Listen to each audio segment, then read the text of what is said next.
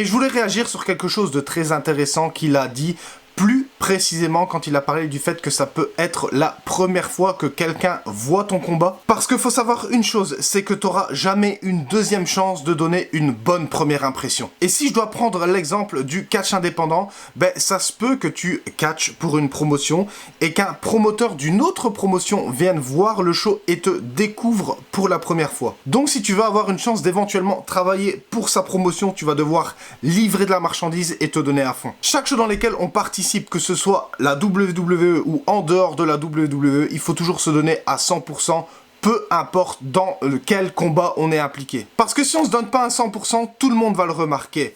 Ton adversaire, le promoteur, mais plus important encore, l'audience. Et forcément, ça va avoir un impact négatif sur le show parce que si t'es pas impliqué à 100% dans ce que tu fais, ben les gens qui vont regarder ton combat ne seront pas impliqués à 100% non plus. Et l'objectif pour nous les catcheurs, c'est de garder les gens impliqués à 100% du début à la fin du show. Et pour pouvoir y parvenir, il faut tout simplement donner la meilleure des performances possibles et ça va passer par plusieurs choses, que ce soit la performance athlétique, l'interaction avec les gens et l'impact et la crédibilité des coups. Mais aussi surtout l'intensité qu'on dégage dans le ring. Que tu aies catché 5 matchs ou 1000 matchs, peu importe, ça s'applique dans les deux cas et en réunissant tous ces facteurs, tu peux être quasiment certain de donner une bonne performance.